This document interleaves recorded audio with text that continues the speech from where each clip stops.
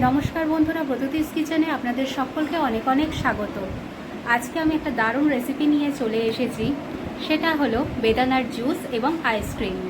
তো চলুন বন্ধুরা, দেখে নেই আমি কিভাবে বেদানার জুস আর আইসক্রিমটা তৈরি করলাম। আর ভালো লাগলে কমেন্টের মাধ্যমে অতি অবশ্যই আমাকে জানাবেন। ডালিমের শরবত বানানোর জন্য আমি এখানে একটা ডালিম নিয়েছি। এটাকে আমি সুন্দর করে ধুয়ে নিয়েছি। দেখুন, খোসা ছাড়িয়ে দানাগুলোকে আমি বার করে নিয়েছি। অনেক দানা হয়েছে। এটাকে আমি একটা পাত্রের মধ্যে রেখেছি। দেখুন বন্ধুরা, কত সুন্দর লাগছে দেখতে।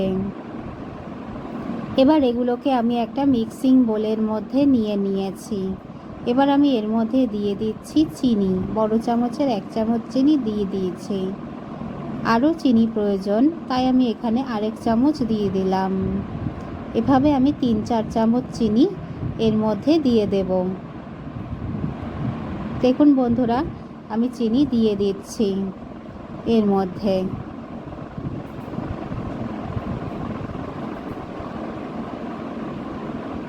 চিনিটা দেওয়া হয়ে গেছে বন্ধুরা। এবার আমি এর মধ্যে দিয়ে দিচ্ছি সামান্য একটু নুন। 1 চিমটি মতো নুন এর মধ্যে আমি দিয়ে দিলাম। এবার আমি এর মধ্যে দিয়ে দিচ্ছি জল।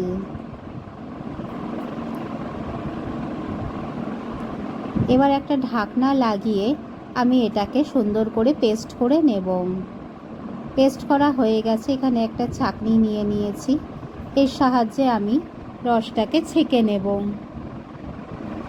দেখুন বন্ধুরা, অল্প অল্প করে দিয়ে ছাঁকনির মধ্যে পেস্টটা আমি সুন্দর করে ছেঁকে নিচ্ছি। এভাবেই আমি পুরো রসটা ছেঁকে নেব। ছেঁকে নেওয়ার পরে দেখুন কত সুন্দর লাগছে দেখতে। হালকা রং এসেছে।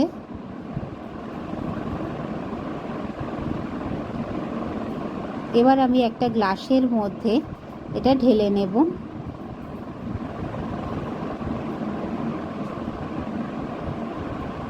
অল্প অল্প করে আমি ঢেলে নিচ্ছি একটা গ্লাসের মধ্যে।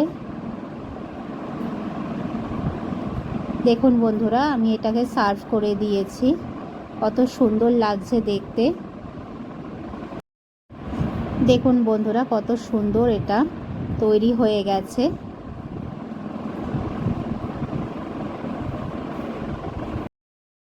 এবার বাকি জুসটা আমি একটা আইসক্রিম মোল্ডের মধ্যে নিয়েছি বন্ধুরা, আইসক্রিম জমানোর জন্য।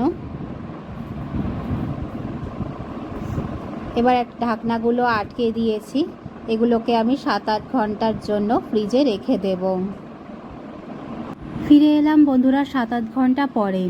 দেখুন কত সুন্দর আইসক্রিম তৈরি হয়ে গেছে। আমি একটা হাতে নিয়ে আপনাদের দেখিয়ে দিচ্ছি। দেখুন কত সুন্দর আইসক্রিম। এরকম সুন্দর সুন্দর ভিডিও পেতে আমার চ্যানেলটাকে লাইক, শেয়ার, সাবস্ক্রাইব অতি অবশ্যই করবেন।